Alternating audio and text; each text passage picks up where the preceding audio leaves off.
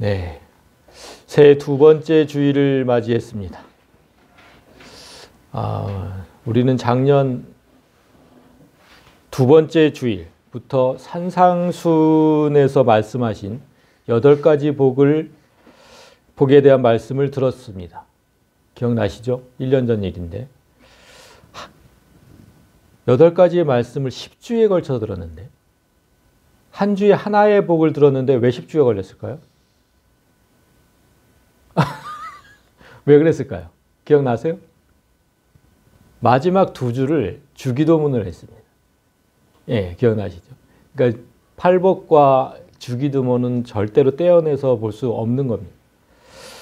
주기도문은 이 8가지 복을 구하는 기도이기 때문에 우리가 주일마다 이렇게 한 목소리로 낭독하는 겁니다. 작년에 이렇게 신약에서 말씀하신 복을 보았다면 올해는 구약에서 말씀하신 복, 십계명을 똑같이 10주에 걸쳐서 보려고 합니다. 제가 지금 십계명을 복이라고 표현했는데 대부분 성도들이 이 십계명을 복이라고 생각하지 않습니다. 그렇죠? 우상을 섬기지 마라. 안식일을 거룩하게 지켜라. 부모님을 공경해라. 살인하지 마라. 도적질하지 마라. 이런 것들 가득 차 있잖아요. 딱딱한 법조문으로 보이기 때문에 복이라고 생각하는 성도는 별로 없어요.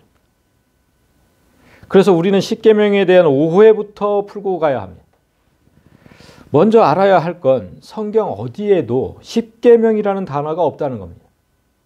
아니 물론 우리 한글 성경에는 있는데 원어에 십계명이라는 단어가 없어요. 그러니까 마치 삼일체라는 단어가 없듯이 십계명이라는 단어도 없어요. 우리가 보는 한글 성경에 십계명이라고 번역한 곳이 딱 3곳이 있는데 잠시 보겠습니다. 먼저 출애굽기 34장 28절에 여호와께서 언약의 말씀 곧 십계명을 그 판들에 기록하셨더라.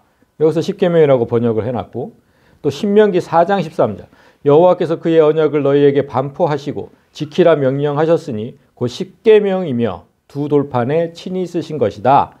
다음에 신명기 또 10장에 여호와께서 총회 날에 산 위 불 가운데에서 너희에게 이르신 십계명을 처음과 같이 그 판에 쓰시고 이렇게 3곳에서 십계명이라고 번역을 해놨어요. 그런데 그러니까 십계명이면 즉 10개의 계명이잖아요. 10개의 계명으로 번역했는데 정확하게 번역을 하면 이렇게 되어 있습니다. 아쉐레트 핫데바림 10개의 말씀 10개의 계명이 아니라 10개의 말씀입니다. 계명과 말씀은 엄연히 다르죠. 벌써 뉘앙스부터 다르지 않습니까?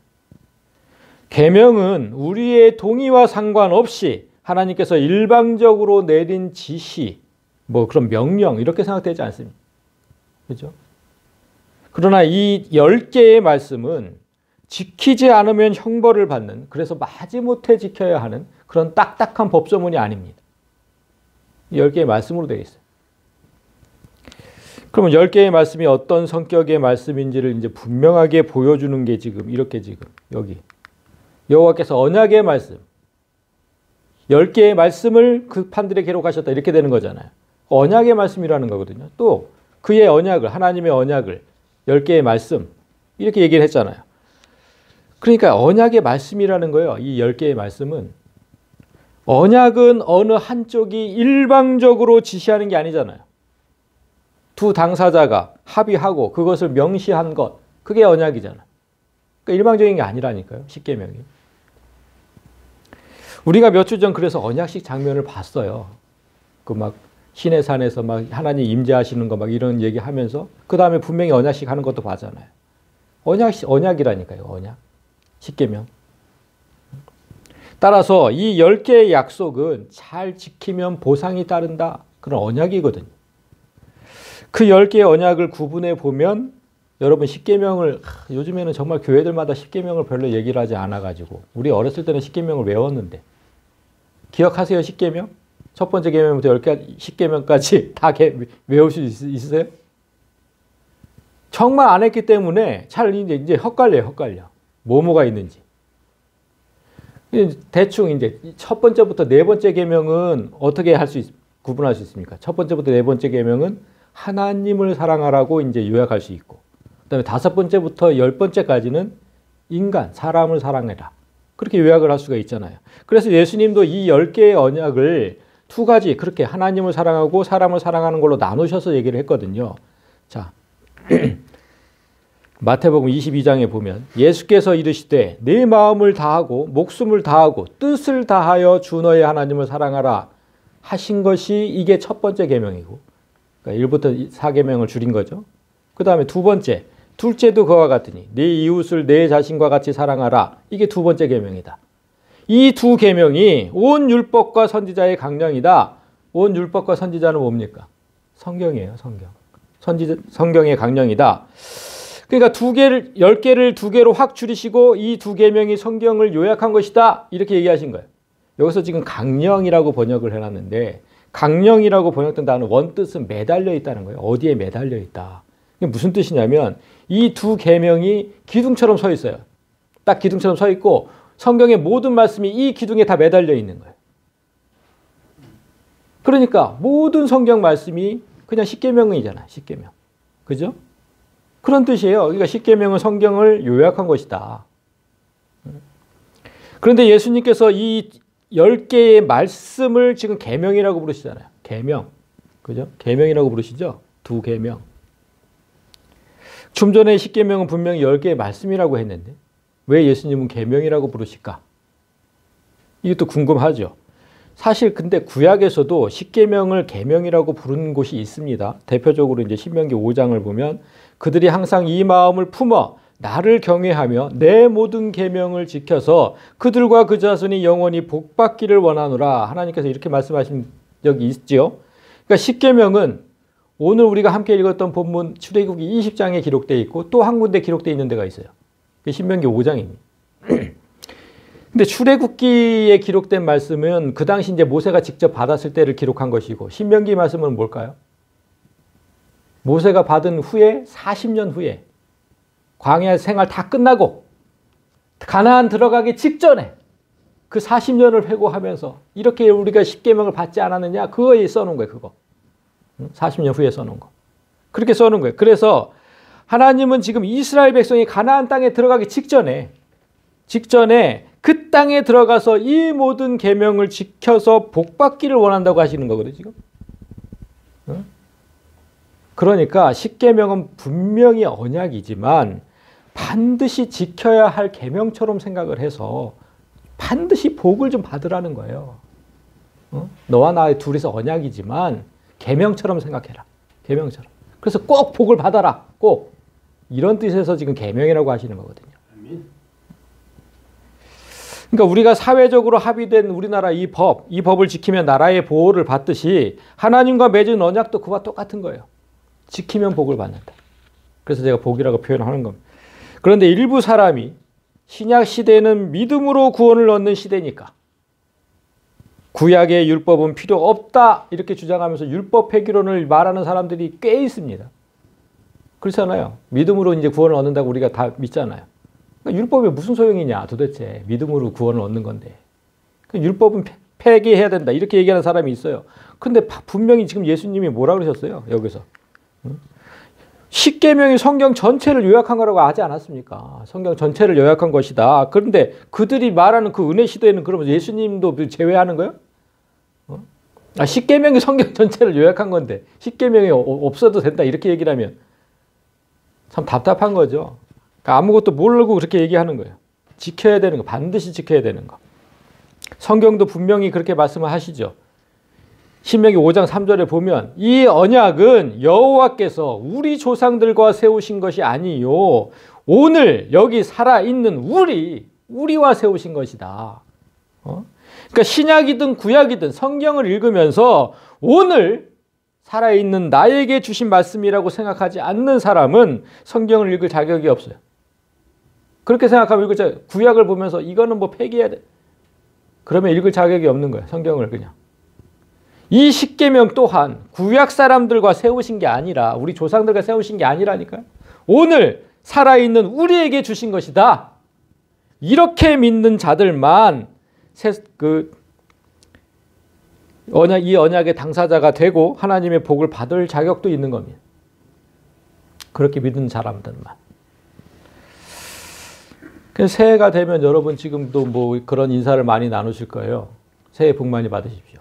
이런 인사를 정말 구정 때까지 계속 이제 그런 인사가 나오는데, 놀랍게도 그들이 말하는 그 새해 복 많이 받으는 거기 세상의 복, 그 복도 예수님처럼 두 가지로 압축할 수가 있어요. 첫 번째는 뭐겠어요? 물질의 복이죠. 부자 되라는 거예요. 부자 되라는 거. 그 두 번째는 뭘까요? 건강이죠. 이게 다 두 가지로 압축이 된다니까요. 물질의 복과 건강. 그런데 그것이 이제 그 사람들한테는 아까 예수님 말씀하신 것처럼 온 뭐 율법과 이거죠. 이거. 온 율법과 선지자의 강령인 거죠. 세상 사람들한테는.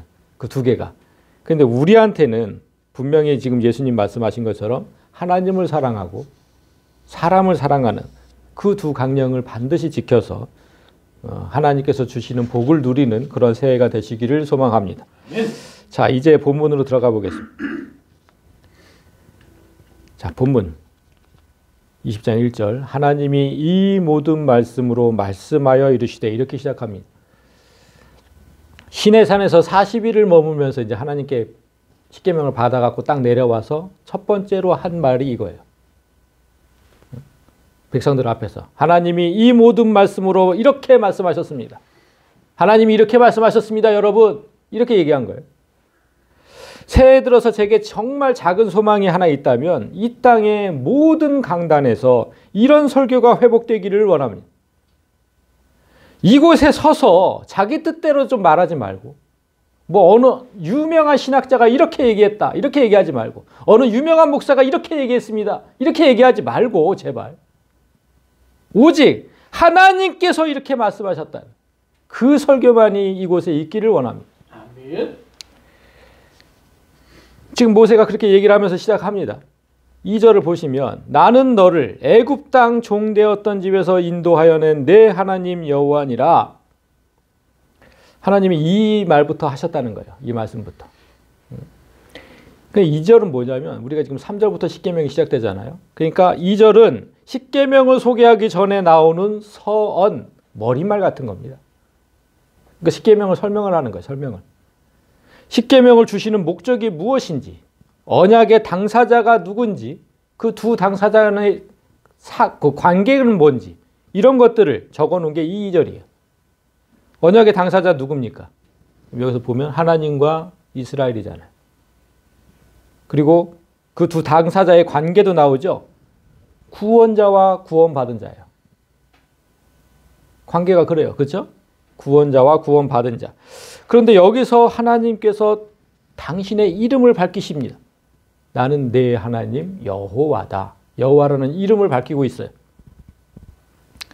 왜 십계명을 말씀하시기 전에 하나님은 지금 이름부터 밝히실까? 3절부터 시작되는데 십계명. 왜 이름을 딱 밝히실까? 그게 중요합니다. 왜 밝히실까요? 그 이유를 알려면 여호와라는 이름을 처음으로 밝히신 때가 언젠지를 알아야 돼요. 자, 출애굽기 6장 3절을 보십시오. 내가 아브라함과 이삭과 야곱에게 전능의 하나님으로 나타났으나 나의 이름을 여호와로는 그들에게 알리지 아니하였다.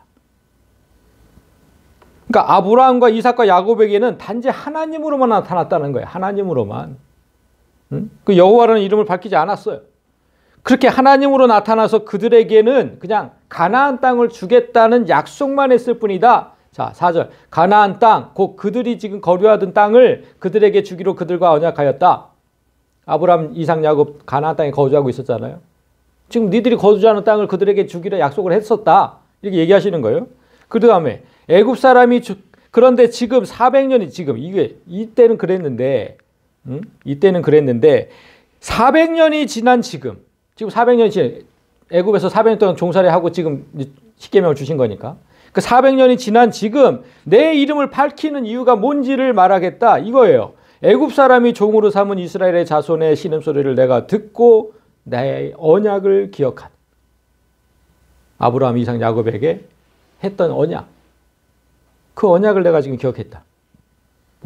그래서 그러므로 이스라엘 자손에게 말하기를 나는 여호와라. 내가 애굽 사람의 무거운 짐 밑에서 너희를 빼내며 너희를 내 백성으로 삼고 나는 너희의 하나님이 되리니 나는 애굽에서 너희를 빼낸 너희의 하나님 여호와인 줄 너희가 알리라. 계속해서 지금 여호와 계속 얘기하시는데 하나님께서 이름을 밝히신 이유가 뭡니까? 지금 애굽 땅, 즉 사탄의 권세에서 너희를 구원한 신이 누구인지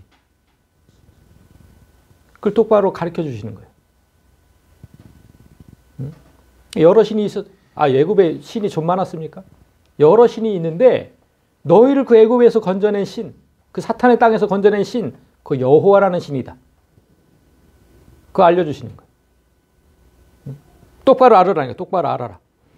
그러면 그냥 하나님이 아니고 지금 여호와 하나님이라고 얘기했어요. 여기서 질문이 하나 나올 수 있습니다. 그러면 하나님과 여호와는 다른 개념입니까? 아까 그랬잖아요. 그냥 여기서는 그냥 전능의 하나님으로만 나타났다. 여호와라는 이름을 가르쳐주지 않았다. 그럼 하나님과 여호와는 다른 개념입니까? 이렇게 질문이 나와야 되는 거예요. 먼저 말씀을 드리면 분명히 다른 개념입니다. 분명히 다른 개념이에요. 그런데 이 설명은 지금 3절에 첫 계명에 들어가면 말씀드리기로 하고 지금 일단 우리가 알아야 할 건 십계명을 두고 언약을 맺기 전에 하나님께서 이름을 밝히시면서 언약의 당사자가 누구인지 분명히 알라고 하신 점 그것만 지금 아시고 그러면 요즘 이제 전세 사기를 당한 사람이 계속 이제 뉴스에 나오면서 큰 문제가 되고 있는데 왜 그렇게 문제가 되냐면 집계약을 맺을 때 계약 당사자가 누구인지 면밀하게 살펴보지 못해서 그러는 거거든요. 그 십계명 언약도 똑같아요. 아브라함, 이삭, 야곱에게는 단지 나중에 땅을 주겠다는 구두 약속을 했어요. 그죠? 그죠? 말씀은 구두 약속이잖아요. 구두 약속. 말로 한 거. 그러니까 정식 계약이 아니었어요. 정식 계약이 아니니까 이름을 밝힐 필요도 없었어요. 그런데 지금은 정식으로 계약하는 날입니다. 정식으로. 각자 이름을 적고 도장을 찍어야 돼요. 정식 계약할 때 그러잖아요. 이름 적고 도장 찍고.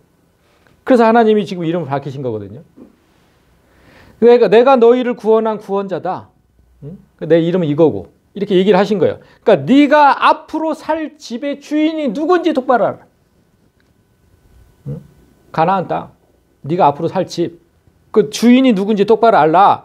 그런데 이스라엘 백성이 그 땅을 계약하면서 땅값을 지불했습니까? 여러분 어때? 땅값을 지불했어요? 안 했잖아요. 그냥 공짜잖아요. 공짜. 하나님 공짜로 주시는 거잖아요. 그러니까 공짜로 주시는 것이기 때문에 이 계약은 엄밀히 말하면 증여계약인 거예요. 그죠? 증여계약. 증여하는 조건이 뭐냐? 단 하나. 나와 맺은 언약을 지켜라. 그게 딱 하나의 조건이에요. 나는 너를 고통스럽던 종노릇에서 해방시켰고, 그러니까 너를 자유자가 되게 했고, 또 네가 살 집도 줄 건데 나와 맺은 언약만 잘 지키면 그 집을 영원한 네 소유로 해주겠다. 영원하게. 이런 내용을 계약서에 정확히 적고 서명 날인하자. 지금 그 얘기예요. 그게 지금 2절 이거. 나는 너를 애굽 땅 종되었던 집에서 인도하여는 내 하나님 여호와니라. 이 짧은 문장에 이 뜻이 다 들어있는 거예요. 자, 이렇게 계약 조건을 다 들으셨어요. 여러분도 지금 이게 우리에게 하신 말씀이니까 계약 조건을 다 들은 거예요. 그러면 이제 사인 하셔야죠. 사인 하실래요? 사인 어떻게 다 들으셨으니까 사인 하시겠냐고. 여러분, 이 분명히 하나님이 지금 말씀하신 게 솔깃한 제안이긴 해요. 솔깃한 제안이긴 한데 그렇다고 또 섣불리 사인하시면 안 돼요. 그래서 자꾸 전세 사기를 당하는 거라니까. 지금 뭐가 남았어요? 뭐가 남았어? 사인하기 전에 확인해야 될 게 또 하나 남았잖아요. 그렇죠. 조건. 도대체 뭘 지켜야 되는지 내가 뭘 지켜야 되는지 알아야지 사인할 거 아닙니까? 그 조건을 한번 드러나 봅시다. 이래야 될 거 아니에요. 그거 들어봐야죠. 그래서 지금 하나님께서 첫 번째 항목부터 말하시는 거 그게 십계명인 거예요. 자, 너는 나 외에 첫 번째 너는 나 외에 다른 신들을 내게 두지 말아라. 이게 내 첫 번째 조건이다. 너무나 지금 단순 명이 딱 그냥 한 줄이잖아요. 한 줄. 너무나 단순 명쾌한 조건이에요. 그런데 이런 단순한 조건일수록 이게 함정일 수 있어요. 함정일 수 있어요. 잘 알아봐야 돼요. 이런 것일수록. 우리는 그래서 이 첫 계명에서 이 살펴봐야 될 게 너무 많아요. 지금 단순해 보이시죠? 근데 너무 많다니까 살펴봐야 될 게. 첫 번째 살펴야 될 게 뭐냐면, 자, 왜 이 계명이 첫 번째일까? 정말 제일 중요하니까 첫 번째로 놓으셨을 거 아니에요? 그 왜 이 계명이 첫 번째일까? 이거 알아봐야 되고, 그리고 두 번째, 하나님은 다른 신들을, 아니 지금 나 외에 다른 신들을 말씀하셨잖아요. 아, 그럼 하나님은 다른 신들이 있다는 것을 인정하시는 걸까? 이거 알아봐야 돼요. 그 세 번째, 다른 신을 내게 두지 말라는 의미는 뭘까? 내게 두지 말라고 하셨잖아요. 다른 신을 나한테 두지 말래. 그 의미는 뭘까? 이 세 가지를 알아봐야 되는 거예요. 그래야 사인을 하든가 말든가. 이게 지키지 못할 것 같으면 사인하면 큰일 납니다, 진짜. 그러면 망하는 거예요, 망하는 거. 자, 그러면 이 세 가지. 첫 번째부터 알아보겠습니다. 왜 이 계명이 첫 번째일까? 그 이유는요, 여러분. 이 언약이 아까 저희가 그 십계명이 곧 언약이라고 그랬잖아요. 언약의 말씀이다. 그래서 그래요. 이게 첫 계명인 이유는 언약의 말씀이기 때문에. 무슨 뜻이냐면 계약하기 전에 하나님도 이름을 밝히시고 두 당사자의 이름을 적었잖아요. 그래서 언약식을 그렇게 했단 말이에요. 그런데 우리가 다른 신을 개입하면 어떻게 돼요? 전세 사기 피해 당한 사람들이 바로 그 수법에 당한 거예요. 나는 분명히 이 사람과 계약을 했는데 나중에 알고 보니까 집주인이 이 사람이래요. 그래서 다 당한 거예요. 내가 사는 집의 주인이 달라진 거예요. 그러면 난 계약서에 적힌 그 어떤 보호도 받지 못해요. 난 이 사람과 계약했으니까. 지금 이 사람이 집주인이 돼버렸는데 이 사람하고 계약한 게 무슨 아무 의미가 없죠. 하나님은 지금 그걸 주의하라고 하신 거예요. 나는 약속한 땅을 너한테 증여를 하고 너는 내가 제시한 10가지를 지키는 게 이 계약의 핵심이다. 그런데 다른 신이 이 계약에 끼어들면 이 계약은 즉시 무효가 된다. 그런 뜻이거든요. 그래서 이 내용이 첫 번째 있어야 되는 거예요. 여러분이 지금 이 교회에 앉아있는 이유는 여호와 하나님과 계약을 맺었기 때문이지 다른 신과 계약을 맺어서 여기 있는 게 아니에요. 만약 여러분이 다른 신을 둔다면 여러분이 먼저 계약을 어겼기 때문에 하나님께서 주시겠다고 약속하신 땅, 저 천국은 없는 거예요. 그래서 제일 중요한 거예요. 계약의 당사자가 누구냐? 다른 신을 두지 마라. 나다, 나 여호와. 이 얘기를 하는 겁니다. 그러면 이제 두 번째, 이거 하나님은 다른 신들을 인정하시는가? 나 외에 다른 신을 두지 마라. 이렇게 말씀하셨으니까 다른 신들을 꼭 인정하시는 것처럼 보이시죠? 그러니까 하나님께서 다른 신을 인정하실까? 여기서 제가 퀴즈 하나 내겠습니다. 퀴즈. 신학자 사이에서 오랫동안 다툼을 벌인 게 있는데 두 가지를 놓고 싸웠어요. 그러니까 유일신론과 단일신론이 있어요. 유일신론은 여호와 하나님 외에 이 세상에 어떤 신도 없다. 이게 유일신론이고, 단일신론은 신은 많이 존재하지만 오직 우리는 여호와 하나님만 섬겨야 한다. 이게 단일신론이에요. 자, 여러분, 기독교는 기독교라고 하지 말고 우리는 어떤 거를 믿어야 됩니까? 유일신론. 다 동갑이에요? 다 동갑이에요? 진짜 확실해요? 유일신론. 자, 성경이 어떻게 말씀하시는지. 성경이 답이니까, 정답이니까. 자, 정답을 봅니다. 이스라엘아 들으라. 우리 하나님 여호와는 오직 유일한 여호와시니. 유일신론이에요, 유일신론. 네. 성경은 분명히 온 우주에 신은 여호와 하나님 한 분밖에 없다고 얘기를 합니다. 분명히 그렇게 얘기를 하세요. 그런데 이렇게 말씀하셔 놓고 그럼 하나님은 왜 다른 신들을 언급하셨을까요? 이렇게 얘기했는데, 이거 하나님이 이렇게 얘기했는데 왜 다른 신들을 언급하셨을까? 궁금하잖아요. 그죠? 좀 전에 하나님과 여호와는 제가 완전히 다른 개념이라고 말씀드렸는데 이제 지금 말씀을 드릴 거예요. 그 설명을 할게요. 하나님, 그다음에 여호와. 먼저 원어로 보겠습니다. 하나님을 원어로 보면 엘로힘, 많이 들어보셨죠? 엘로힘. 이건 정확한 뜻은 그냥 하나님, 그다음에 신 이런 뜻이에요. 신들 이런 그 복수로도 사용합니다. 신들, 신, 하나님 이런 뜻. 그런데 여호와라는 단어를 원어로 보면 참 재밌는 게 이렇게 되어 있는데 읽을 수도 없고 뜻도 없어요. 왜 그럴까요? 왜 읽을 수도 없고 뜻도 없을까요? 이게 왜 그러냐면 이거를 한글로 표현을 하면 이렇게 된 거예요. 기역, 니은, 디귿, 리을. 그러니까 자음 4개를 붙여놓은 거예요. 히브리어로 이거 자음 4개를 붙여놓은 거예요. 우리 한글로는 이렇게 된 거예요. 자음 4개를 붙여놓으면 어떻게 읽어요? 읽을 수도 없고 뜻도 없잖아요. 저게 무슨 뜻이 있어요?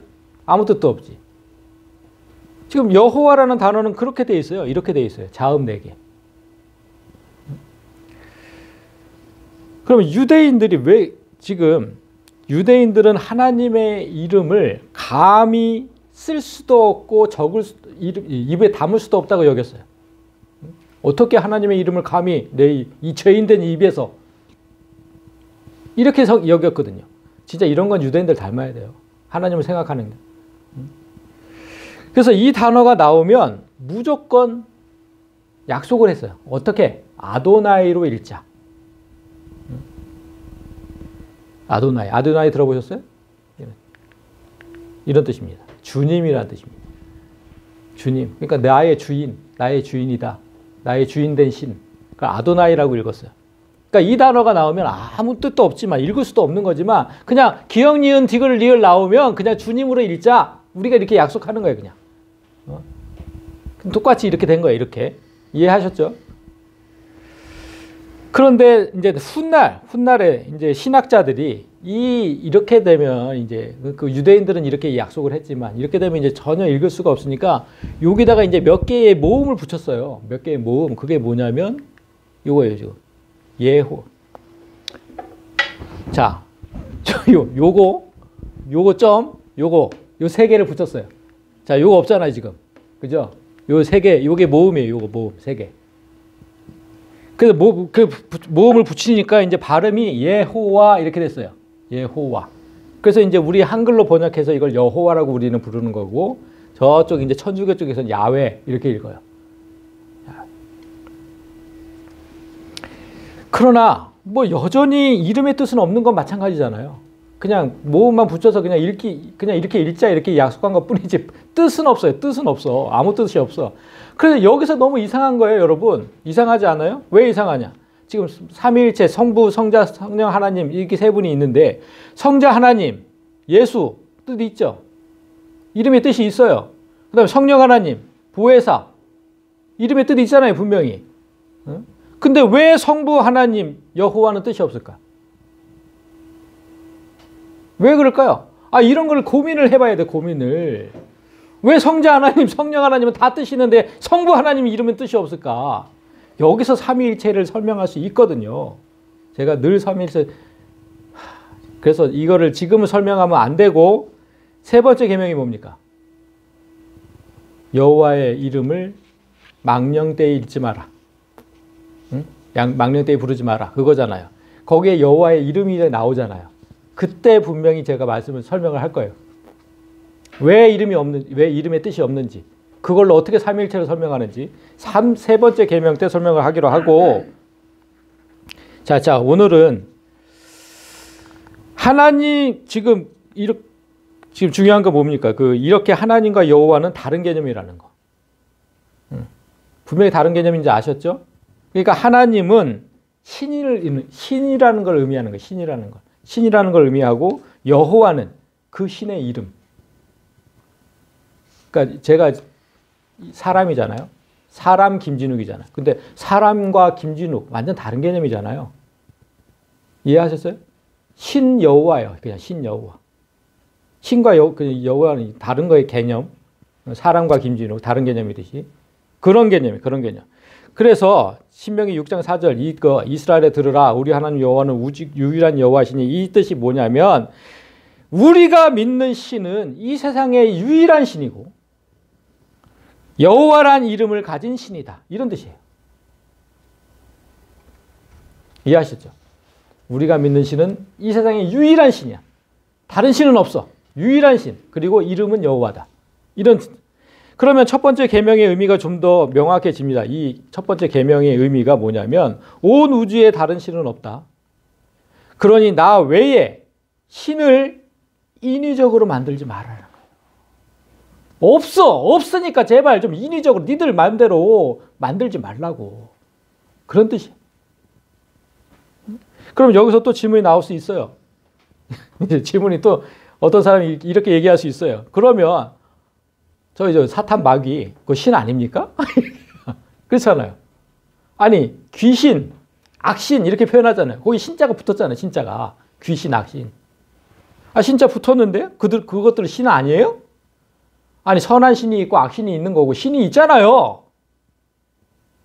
왜 신이 아니라고 합니까? 이렇게 얘기할 수 있고 또 저 석가모니 부처 같은 그 다른 종교가 믿는 신. 그 다른 종교가 믿는 신은 신이 아닙니까? 여러분 어떻게 생각하세요? 그 다른 종교가 뭐 들으면 또 이제 싸우자고 덤빌 건데. 지금 하나님 다른 신 없다 그랬잖아요. 그래서 한번 생각을 해봅시다. 신이란 어떤 존재인가? 여러분은 어떤 존재면 그 존재를 신으로 여기겠습니까? 어떤 존재면? 제 신의 자격 요건 중에 가장 기본이 뭐냐면 피조물이어서는 안 된다는 거예요. 그게 가장 기본 요건이에요. 아니 누군가에게 지어진 존재, 누군가가 만든 존재가 어떻게 신입니까? 그게 어떻게 신이에요? 그게 피조물이지. 우리가 섬기는 여호와 하나님을 제외한 다른 종교가 섬기는 신들은 모두 피조물이에요. 만들어진 존재, 사람이 만든 존재. 자, 불교부터 생각해 볼까요? 불교가 믿는 부처. 그래서 사람이었잖아요. 아, 역사책에 다 있잖아요. 사람이었다고. 그 사람들, 불교 신자들도 다 아는데 사람이었다는 거를. 피조물이 맞잖아요, 피조물. 부처는요, 스스로 자기가 신이라고 말한 적이 없어요. 오히려 신의 존재를 부정했던 사람이 부처예요. 왜 그러냐면, 그는 사람이 스스로 열반에 오를 수 있다고 믿었어요. 그 뜻이 뭐냐면, 사람이 스스로 신의 경지에 오를 수 있다고 얘기를 한 거예요. 그렇게 주장한 게 부처예요. 그러니까 그 사람은 스스로 피조물임을 인정한 거예요. 사람이 신의 반열에 오를 수 있다. 난 피조물이다. 그죠? 그거 왜 거기 가서 이렇게 빕니까? 신도 아닌데. 또 천주교 한번 생각해 보세요. 천주교. 그 천주교는 이제 하나님을 한의님이라고 얘기를 하는데 그 한의님과 우리가 믿는 하나님은 완전 다른 존재예요. 완전 다른 존재예요. 그거. 왜 그래요? 그들도 피조물인 마리아를 신의 반열에 올려놨잖아요. 응? 거기다 내가 얼마나 기도를 합니까? 신의 반열에 올려놨어요. 그리고 성경 속 그 인물들을 기념하는 날을 만들어 놓고 거기다 예배라고 붙였어요. 예배. 그걸 저번에도 얘기했죠. 만성절이라고. 사람들을 다 모셔놓고 거기다 예배를 하고 있다니까. 신의 반열에 올려놓은 거죠. 아, 그리고 무엇보다도 명백한 피조물, 저 교황을 하나님처럼 섬기고 있잖아요. 하나님, 지가 하나님이라고 얘기를 하잖아, 교황이. 그때 다 보여드렸잖아. 다 피조물을 섬기는 그 종교가 천주교라고, 천주교. 그 이슬람교가 믿는 알라도 우리와 다른 하나님이에요. 우리와 다른 신. 알라를 유일신이라고 믿어요. 그들도. 알라가 유일신이다. 그리고 뭐 아브라함부터 시작해서 뭐 기독교랑 비슷한 종교라고 아닙니다. 그거 아니에요. 왜 아니냐면 그들은 천사 가브리엘을 성령으로 믿어요. 천사 가브리엘이 성령이라고 믿는 사람. 천사도 분명히 피조물이에요. 성경에 분명히 기록되어 있습니다. 천사도 피조물. 근데 그 피조물을 신의 반열에 올려놓고 지금 성령이라고 믿었으니까 신의 반열에 올린 거죠. 또한 우리는 성경의 저자를 누구라고 얘기를 해요? 성령 하나님이라고 믿잖아요. 우리는 성경의 저자가 성령 하나님. 그런데 그들의 성경, 이슬람의 성경, 쿠란이라고 있잖아요. 쿠란. 그들은 그 성경의 저자를 무함마드라는 사람이라고 믿어요. 하나님이라고 믿지 않아요. 그 전부 모든 종교가 피조물을 신으로 섬기고 있는 거예요. 모든 종교, 우리 빼고 모든 종교가. 근데 그들은 신은 아닌 거예요. 신이 아니에요. 피조물이에요. 그냥 피조물. 그러나 우리가 믿는 하나님은 어때요? 우리가 믿는 하나님은 피조물 아니죠. 분명하게 출애굽기 3장에서 말씀하셨어요. 하나님이 모세에게 이르시되 나는 스스로 있는 자다. 스스로 있는 자. 너는 이스라엘 자손에게 이르기를 스스로 있는 자가 나를 너에게 보내셨다 하라. 우리 하나님만 피조된 분이 아니고 스스로 계신 분입니다. 우리 하나님만. 그러니까 스스로 계신다는 뜻은 탄생한 때도 없고 소멸되는 때도 없고 그냥 영원하신 하나님이라는 뜻이잖아요. 그렇게 이 세상에 홀로 영원하신 분이 우리 하나님이다. 이렇게 하나님과 여호와의 개념을 이제 잘 이해를 하셔야 돼요. 잘 이해를 하셨다면 이제 마지막 거 이것만 보시면 되죠. 다른 신을 내게 두지 말라는 의미는 무엇인가? 자, 여러분. 지금 다른 하나님은 없다고 했는데 그런 신들을 내게 두지 말라고 하셨다면 분명히 다른 종교처럼 우리도 어떤 피조물을 신처럼 섬기고 있다는 뜻이거든요. 근데 이스라엘 백성이 실제로 그랬어요. 이 언약을 지키겠노라고 언약식까지 했어요. 철석같이 약속해 놓고 시간이 지나니까 그 약속이 이제 희미해지는 거죠. 그래서 이제 어기기 시작합니다. 사사기 2장을 보면 이스라엘 자손이 여호와의 목전에 악을 행하여 바알들을 섬기며 애굽 땅에서 그들을 인도하여 내신 그들의 조상들의 하나님의 여호와를 버리고 다른 신들 곧 그들의 주위에 있는 백성의 신들에게 절하여 누굽니까? 가나안 땅에 같이 살던 그 신들에게 절하여 여호와를 진노하게 하였으되 곧 그들이 여호와를 버리고 바알과 아스타로스를 섬겼으므로 하나님을 버리고 섬긴 신의 이름이 나옵니다. 여기서도 신의 이름이 나오죠. 바알과 아스타롯. 여러분 바알과 아스타롯에 대해서 잠깐 얘기를 할게요. 바알은 초목을 소생시키는 비의 신이에요. 비가 오지 않으면 모든 게 다 죽잖아요. 식물이 다 죽잖아요. 그러니까 초목을 소생시키는 비의 신. 그래서 비가 하늘에서 내려오니까 하늘의 신이고 아스타롯은 바알의 부인입니다. 부인. 그러니까 부부죠. 부부의 신. 그래서 여신이기 때문에 사랑의 신으로 얘기를 하고 대지, 땅의 신으로 얘기를 합니다. 따라서 이 둘이 사랑을 나누어야 땅의 수확을 얻을 수 있다고 가나안 족속들이 믿었어요. 그러니까 사람하고 똑같이 생각한 거예요.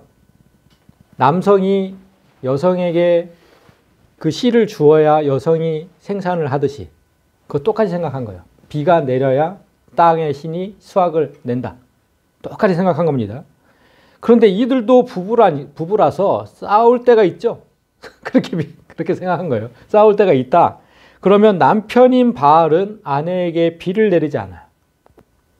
사랑을 주지 않는 거죠. 그러면 아내는 어떤 소출도 낼 수가 없는 거예요. 가뭄이 든 걸 얘기를 하는 거죠. 그 가나안 족속들은 이 부부신이 사랑을 많이 해야 사람들도 자식을 많이 낳고 가축의 소산도 늘어나고 땅의 소출도 많아진다고 믿은 거예요. 비가 오면 그렇게 되는 거니까 그게 당연하죠. 그러니까 이들이 싸울 때마다 흉년이 드니까 그러니까 이들이 싸울 때마다 가만히 지켜만 보면 피해가 너무나 크잖아요. 또 싸웠네. 또 싸웠어. 비가 안 온다. 이렇게 된 거거든요. 그 피해가 너무나 크니까 그래서 이들이 이제 생각해낸 게 있어요. 가뭄이 들 때마다 가뭄이 들지 않도록 뭘 생각했냐면 이 부부가 성행위를 많이 하도록 자극을 좀 주자. 자극을. 어떻게 자극을 주자는 거예요?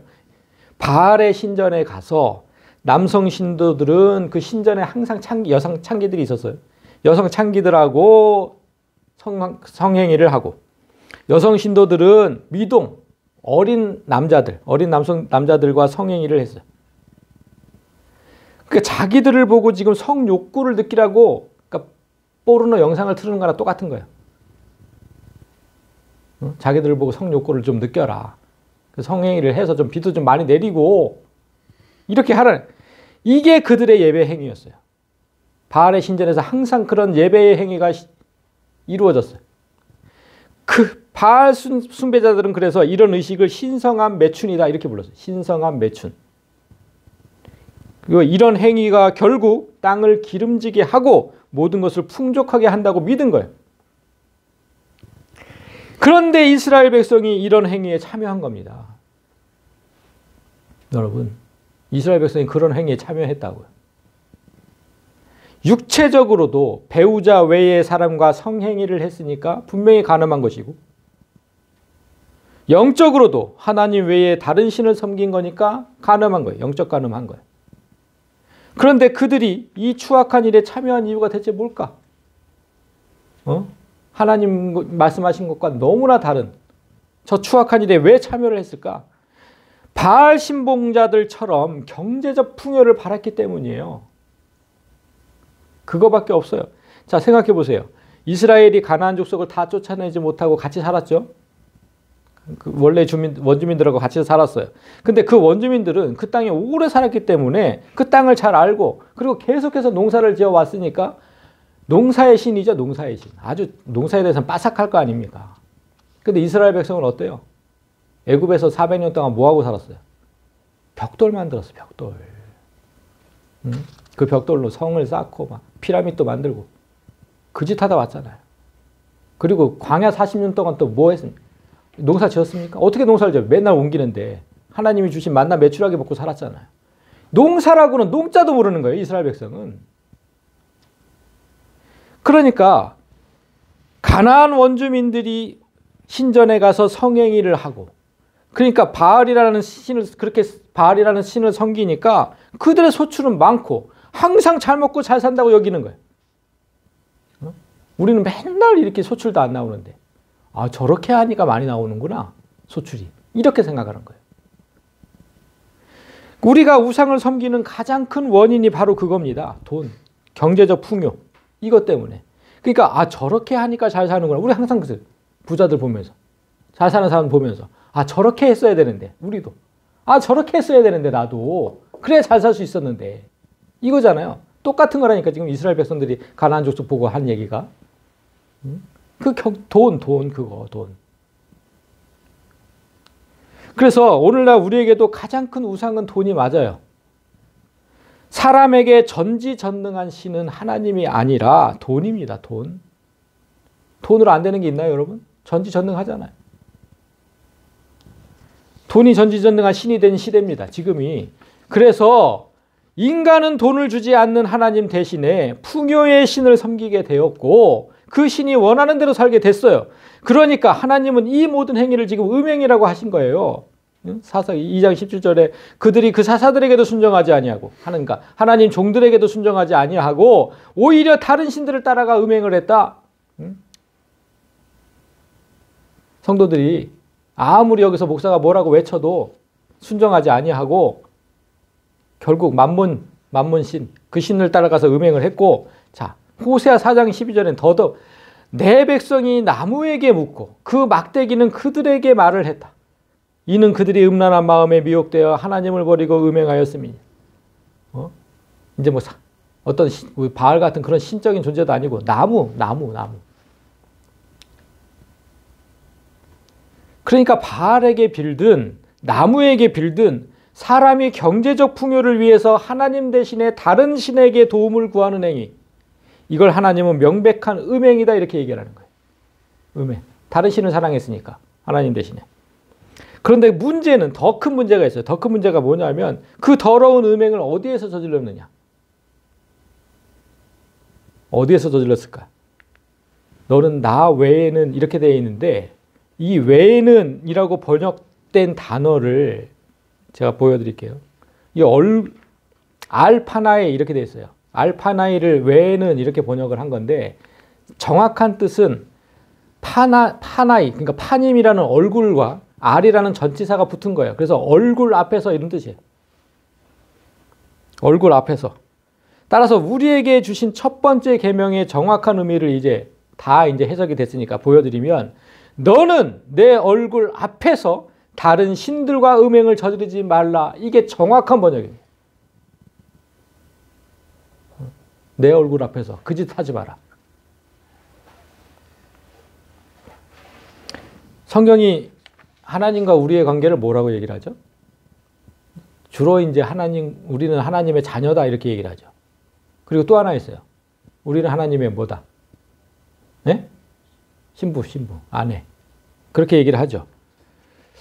자, 예레미야 31장에 보면 내가 그들의 남편이 되었어도 그들이 내 언약을 깨뜨렸다. 지금 이 언약 지금 십계명 말하는 거 맞습니다. 그러니까 분명히 남편이라고 얘기를 하시잖아요. 남편인데 깨뜨렸다는 거 내가 나하고 맺은 언약을 깨뜨렸다. 하나님의 자녀라는 관계는 이 땅에 있을 때만이에요. 이 땅에 있을 때만. 예수님이 오시는 그날은 우리가 하나님의 아내가 돼요. 그래서 이 성도는 그리스도의 예정된 신부다. 약혼한 상태로 있는 것이다. 라고 성경이 얘기를 하는 거예요. 이렇게 하나님은 이미 우리 남편 되시는데 남편과의 약속을 깨고 남편이 보는 앞에서 다른 존재와 간음한 거예요. 이 언약 깨고 내 앞에서 내 면전에서 다른 신과 간음했다. 이렇게 뻔뻔하고 파렴치한 신부가 있을까요? 여러분? 신랑 앞에서, 신랑이 보는 앞에서. 신랑이 오기 전까지 정결을 지키며 기다려야 할 예비 신부가 신랑이 보는 앞에서 다른 남성들과 질펀한 성관계를 맺었는데 신랑이 그 여자를 받아들이겠냐고, 신부로. 여러분 같으면 받아들이겠어요? 내 눈앞에서 했다니까, 내 눈앞에서. 누가 받아들여, 그거를. 그런 여자를. 지난주에도 말씀드렸잖아요. 바벨론 음녀와 관계를 맺으면 끝이라고. 여러분, 하나님께서 잘 아신다고 하셨어요. 우리가 얼마나 힘든지. 사탄이 지배하는 이 땅에서 성도가 사는 게 얼마나 힘든 건지 잘 아신다. 진짜 돈 없이 사는 게, 이 세상에서 돈 없이 사는 게 얼마나 고달픈 건지 잘 안다. 그래서 위로하고 또 위로하고 우리 마음에 와닿도록 진심으로 위로하라고 이사야한테 시킨 거 우리가 지난주에 들었잖아요. 그렇게 힘든 시간을 잘 버텨준 게 너무나 고마워서 신랑이 오시는 그날 모든 권세를 다 주고 높은 곳에 올리겠다고 약속하신 겁니다, 여러분.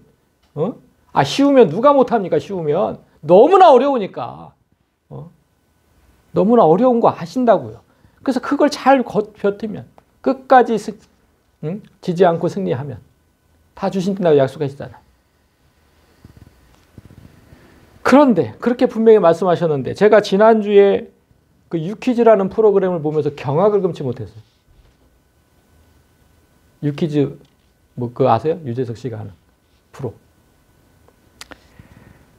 지난주에 보니까요. 개신교의 목사, 천주교의 신부, 그리고 불교의 스님 세 사람이 각 종교를 대표해서 나와서 그 유재석 씨와 이제 대화를 나누는 그런 게 이제 방영이 되니, 그러니까 제가 눈이 가더라고요. 그래서 봤어요.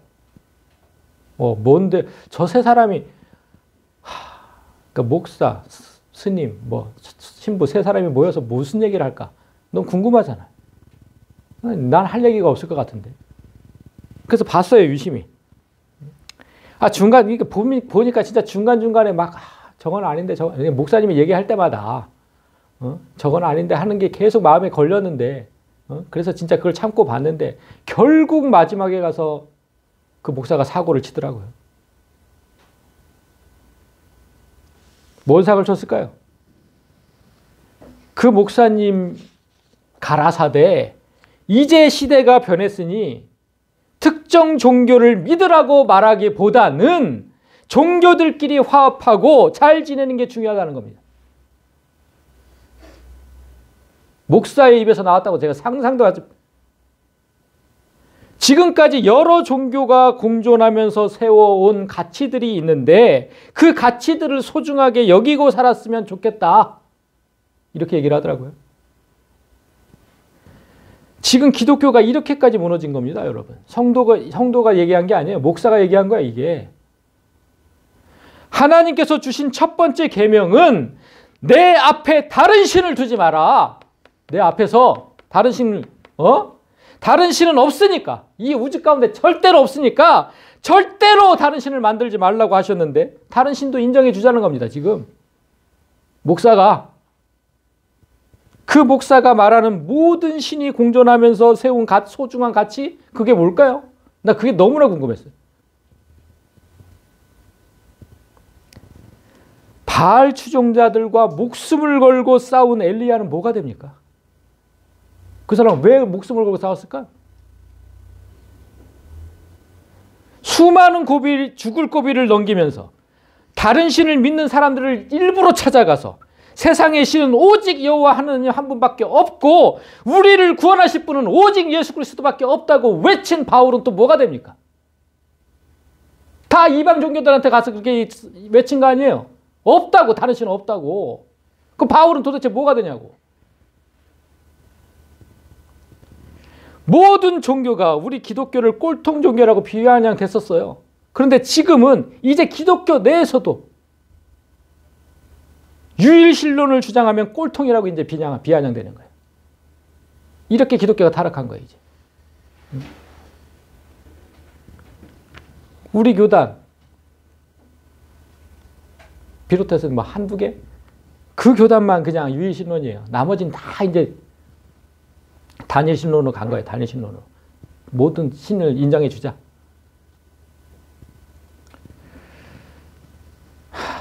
그러니까 여러분, 다른 종교, 다른 교단은 다른 신을 인정하는데 왜 너희들만 인정하지 않느냐고 이제 우리가 계속 공격을 받을 거예요. 그런데 여러분, 어떻게 인정합니까? 오늘 말씀을 들었는데 어떻게 인정을 해요? 오히려 하나님은 다른 신은 없으니까 그 가짜 신들에게 속고 있는 사람들에게 가서 진리를 외치라고 하시는데 꼭 어떻게 인정하냐고, 그거를. 그 목사의 말을 받아서 천주교 신부가 뭐라 그랬냐면요, 이렇게 얘기하다가 오늘날 종교가 인기가 없는 이유는 현실의 삶과 너무 동떨어진 얘기를 하기 때문이다. 그러니까 신자가 다 줄었다는 거예요. 기독교 신자도 줄고 천주교 신자도 다 줄고. 그 이유가 뭐냐면 종교가 현실과 너무 동떨어진 얘기만 하고 있지 않느냐. 그래서 준다는 거예요. 그러니까 맞죠? 그 얘기가 맞아요. 아니 먹고 살기 바빠 죽겠는데 바벨론 음녀와 음행하지 마라. 뭐 다른 신과 음행하지 마라. 그러니까 무슨 말이에요? 또 돈하면서 살지 마라. 교회에서 계속 이 얘기하잖아. 현실과 너무 동떨어진 얘기. 하루하루 먹고 살기 바빠 죽겠는데 교회 가면 맨날 돈하면서 살지 말래. 그 누가 좋아하겠어요, 이런 얘기를? 그러니까 신자가 떨어지죠.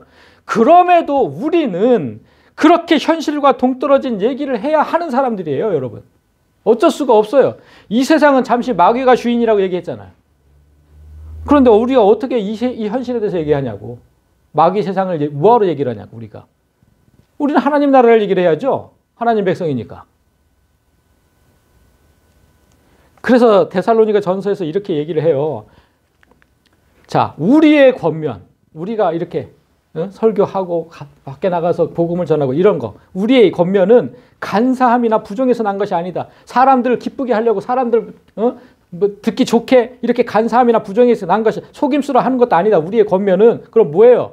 오직 하나님께 의롭게 여기심을 입어서 복음을 위탁받았으니까. 그러니까 우리가 이와 같이 말함은 사람을 기쁘게 하려 함이 아니요 오직 우리 마음을 감찰하시는 하나님을 기쁘게 하려 함이라. 분명히 기록되어 있잖아요. 하나님께서 나 같은 죄인을 의롭게 하시고 복음을 맡기셨어요. 나한테 복음을 맡기셨다고. 진리를 전하라고. 그런데 내가 어떻게 사람을 기쁘게 하는 이 고집 복음을 전하게? 사람 눈치를 보고 이렇게 전하면 또 성도들이 싫어하니까. 내가 어떻게 그렇게 하겠냐고요. 말씀이 이렇게 존재하는데. 종교가 인기가 없으니까 현실에 맞는 얘기를 해야 한다는 그 신부나 모든 종교를 인정하자는 그 목사는 다 하나님의 종이 아닌 겁니다. 그냥 종교인이고 그냥 사꾼인 거죠. 그 종교로 돈을 벌어먹고 사는 사꾼. 성도 여러분, 바울의 고백으로 이제 말씀을 맺으려고 합니다. 바울이 뭐라고 했는지 잘 보십시오. 우리 중에 누구든지, 그러니까 우리예요. 이렇게 교회 안에 모여있는 성도 중에 누구든지 자기를 위하여 사는 자가 없고 자기를 위해 죽는 자가 없어요. 성도라면 마땅히 그래야 돼요. 이기주의 그거 아니에요.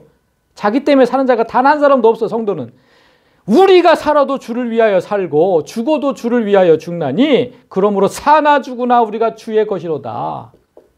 이 고백이 그리스도인이 진정으로 고백해야 하는 신앙 고백이에요. 아무리 가난하고 힘들어도 경제적 풍요를 위해 다른 신을 내 삶 속에 두는 그런 굴욕을 좀 당하지 말자. 끝까지 참고 견디는 자는 복을 얻으리라. 그리고 하나님 면전에서 사람을 기쁘게 하려고 다른 복음을 전하고 또 하나님 얼굴 앞에서 다른 신과 사랑을 나누는 그런 파렴치한 신부가 되지 맙시다.